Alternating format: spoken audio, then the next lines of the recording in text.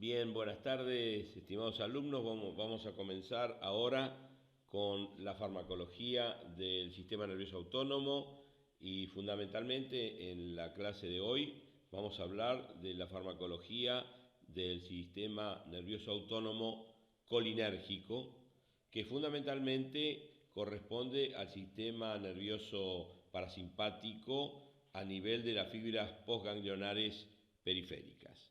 En primer lugar, les estamos mostrando una diapositiva que nos permite ver en qué sectores del organismo el neurotransmisor es la acetilcolina. Como podemos ver, la acetilcolina se libera a nivel de la placa mioneural, donde las fibras somáticas, la motoneurona alfa, libera este neurotransmisor a nivel del músculo esquelético o músculo estriado.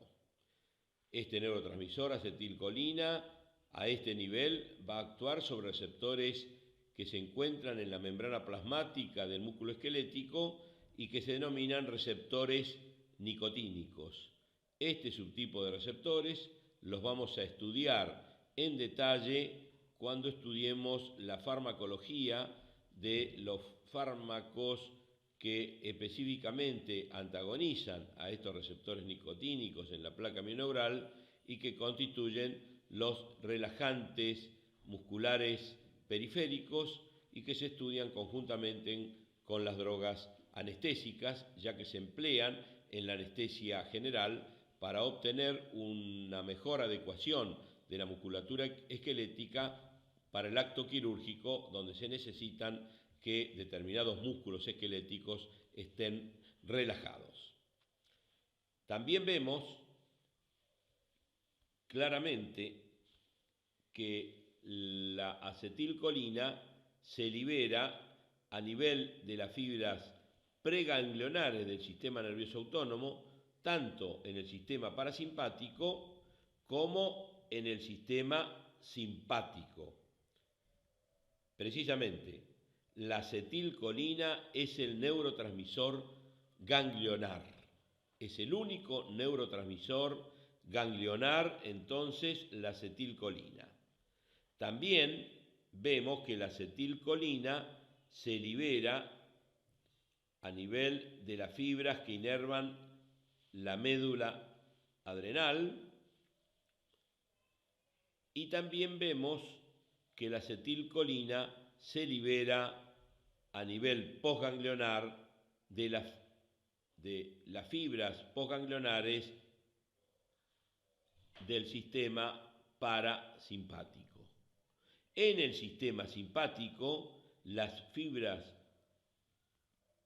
postganglionares tienen como neurotransmisor a la noradrenalina, también denominada norepinefrina.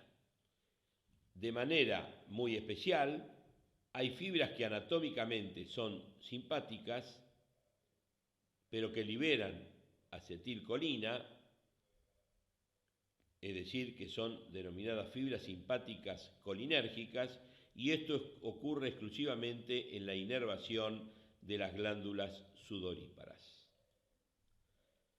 Como vemos, la acetilcolina a nivel postganglionar del sistema parasimpático, como así también la acetilcolina de las denominadas fibras simpáticas colinérgicas que liberan acetilcolina, actúan sobre receptores que reciben el nombre de receptores muscarínicos. Estos receptores muscarínicos, entonces, en el sistema parasimpático se encuentran en el músculo liso, en el tejido cardíaco o en glándulas de secreción, fundamentalmente las glándulas de secreción externa. Bien, con esta introducción de la ubicación anatómica de la acetilcolina como neurotransmisor, en este trabajo práctico nosotros vamos a analizar fundamentalmente la acción de la acetilcolina a nivel postganglionar del sistema parasimpático y vamos a ver las acciones farmacológicas fundamentalmente muscarínicas y las drogas que actúan a estos diferentes niveles de la neurotransmisión, como nosotros vamos a ver a continuación. Bien, luego de haber analizado en qué sitios anatómicos se libera la acetilcolina, es decir, dónde actúa como neurotransmisor, tanto a nivel del sistema nervioso central como a nivel periférico, y dentro de lo periférico la liberación de la acetilcolina en la placa mioneural y en los sectores del sistema nervioso autónomo que hemos precisado, ahora vamos a analizar el ciclo biológico de la acetilcolina, que es esencialmente el ciclo biológico de cualquier neurotransmisor y que de una manera didáctica puede ser dividido en 5 pasos. El primero de biosíntesis, el segundo de almacenamiento, el tercero de liberación por estímulo nervioso, el cuarto el de las acciones, fundamentalmente las posinápticas, o cuando hablamos del sistema nervioso autónomo, las acciones sobre los tejidos efectores autonómicos, que ya definimos que correspondían al músculo liso, al músculo cardíaco y a las células glandulares, y finalmente el quinto paso, que es la inactivación biológica o los mecanismos que generan la desaparición del efecto de esa neurotransmisión. Bien, entonces, biosíntesis de acetilcolina. Como vemos en esta diapositiva, aquí tenemos una varicosidad colinérgica. Las varicosidades colinérgicas se detectan en las terminales colinérgicas, donde existe a nivel de las terminales modificaciones muy pequeñas, donde se produce una ampliación de la terminal de manera circunscripta, que constituye una varicosidad. Y es precisamente a nivel de las varicosidades donde se va a producir la neurotransmisión colinérgica, es decir, donde se va a producir la liberación de la acetilcolina y la conexión con los tejidos efectores autonómicos. Bien, la biosíntesis de acetilcolina va a ocurrir en un solo paso enzimático que va a ser regulado por la enzima denominada colina acetiltransferasa. Esta es una enzima, como vemos acá, que se encuentra en el axoplasma, en el interior entonces de la varicosidad, y a este nivel entonces tenemos a esta enzima que ha llegado desde el soma, desde el cuerpo de la neurona colinérgica. En el caso en que estamos analizando, uno podría decir a nivel de los ganglios del sistema autonómico a nivel parasimpático, pero también debo definir de que todo el fenómeno que estamos analizando acá del ciclo de la acetilcolina también es válido para las terminales somáticas, o como también si analizamos las terminales a nivel de los ganglios autonómicos, o también la acetilcolina que se libera cuando inerva la médula adrenal. Bien, nosotros tenemos entonces a la colina acetiltransferasa que ha llegado desde el soma a las terminales.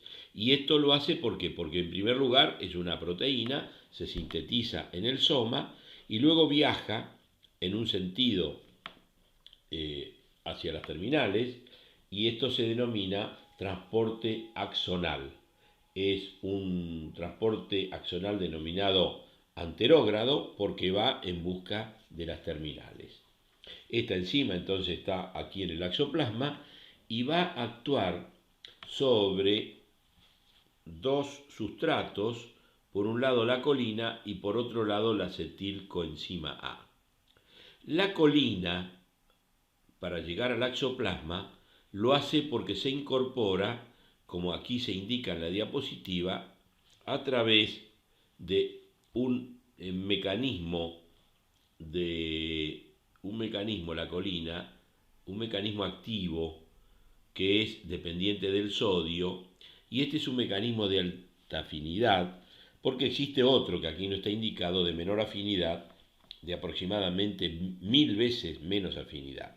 De manera que este mecanismo activo de colina es muy importante y se considera que es el paso limitante de la biosíntesis de acetilcolina. La colina proviene fundamentalmente de la dieta.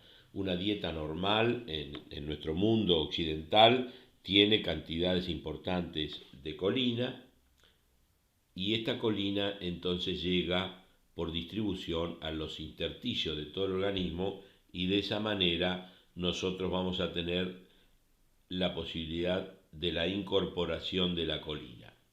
También tenemos en menor medida la colina que vemos aquí y que es producto de la degradación de la acetilcolina liberada, que luego es entonces degradada por esta enzima que acá está mostrada, que es la enzima acetilcolinesterasa, que va a liberar a la colina de la acetilcolina y al acetato. Esta colina puede también entonces reincorporarse al axoplasma y reutilizarse. Es el reuso del neurotransmisor colinérgico. Muy bien, el otro sustrato necesario es la acetilcoenzima A. La acetilcoenzima A es una sustancia que se produce por el metabolismo mitocondrial y a nivel de las terminales colinérgicas, a nivel de las varicosidades, existe una cantidad muy importante de mitocondrias porque esta es una zona de las neuronas colinérgicas donde existe la necesidad de un aporte de energía en grandes cantidades por la hiperactividad funcional de este sector neuronal. Bien, en presencia entonces de estos dos sustratos, acetilcoenzima A y colina, la enzima colina-acetiltransferasa origina al neurotransmisor colinérgico que es la acetilcolina. La acetilcolina, por lo tanto, se biosintetiza por un solo paso enzimático y se sintetiza entonces en el axoplasma. De esta manera terminamos el primer paso del ciclo biológico del neurotransmisor y ahora vamos a comenzar a analizar el segundo paso, que es el almacenamiento. Se denomina almacenamiento de acetilcolina a la ubicación de la acetilcolina en el interior de estas organelas que son las vesículas sinápticas colinérgicas. No vamos a hablar en detalle de los dos subtipos de vesículas colinérgicas que se detectan con la microscopía electrónica, sino que vamos a referirnos en un sentido común a vesículas colinérgicas que se ubican en las varicosidades.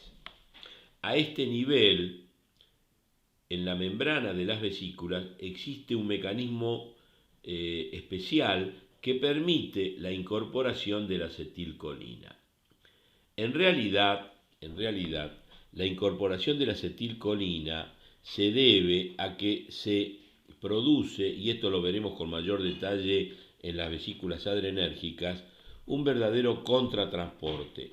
¿Por qué? Porque estas vesículas, de la misma manera que las vesículas adrenérgicas, se caracterizan por tener un sistema de transporte de protones hacia el interior, y esta incorporación de protones produce una hiperacidez en el interior de la vesícula, y esto favorece luego que se produzca el intercambio del catión, que es la acetilcolina, por el otro catión, que es el protón.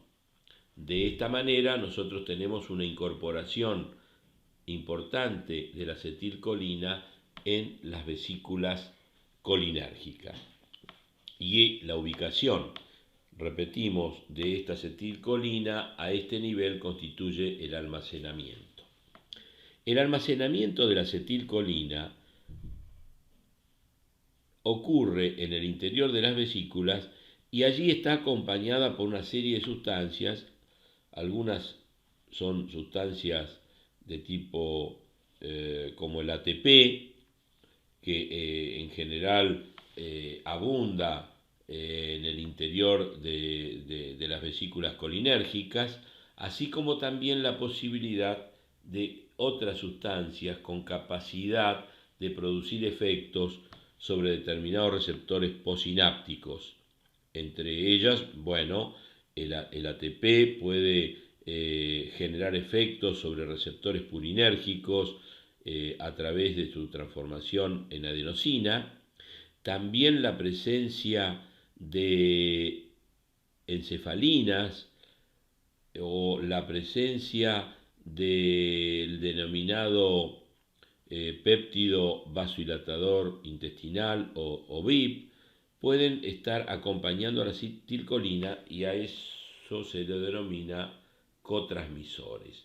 ¿Por qué? Porque son sustancias que se biosintetizan también a nivel de la varicosidad colinérgica, se almacenan en las vesículas sinápticas y luego sufren de la misma manera que la acetilcolina la liberación al la unión neuroefectora entre la varicosidad y los tejidos efectores autonómicos que están aquí constituidos o de alguna manera ejemplificados como la membrana de la célula efectora, músculo liso, músculo cardíaco o una célula glandular.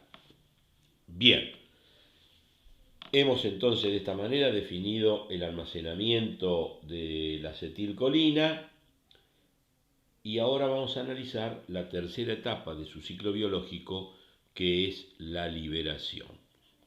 La liberación de acetilcolina en condiciones fisiológicas se debe a la llegada a la varicosidad del impulso nervioso. El impulso nervioso es un fenómeno de despolarización que ha sido bien estudiado en fisiología. Ustedes saben que a nivel somatodendrítico, esta neurona ha recibido la información de las fibras preganglionares parasimpáticas y de esta manera la descarga a ese nivel genera un fenómeno de excitabilidad que a nivel del cono axonal de cada una de las células postganglionares parasimpáticas produce a ese nivel del cono axonal una modificación del potencial de membrana. En condiciones de reposo, el potencial de membrana de estas neuronas es un potencial negativo a nivel de su interior con respecto al exterior celular, de aproximadamente menos 70 milivoltios. Esta diferencia de potencial es el potencial de reposo, que permanece estable si no existe un estímulo. Cuando llega el estímulo que hemos comentado, se produce a nivel del cono axonal una modificación a nivel de la membrana que determina la apertura de los canales de sodio. Y esta apertura de los canales de sodio produce, por una diferencia electroquímica, el ingreso brusco del sodio, que está mucho más concentrado en el exterior que en el interior. Y es un catión, entonces allí tenemos un gradiente eléctrico con el interior electronegativo y un gradiente de concentración, que ya hemos dicho, y de esta manera se produce la espiga, o nace la espiga, del potencial de acción.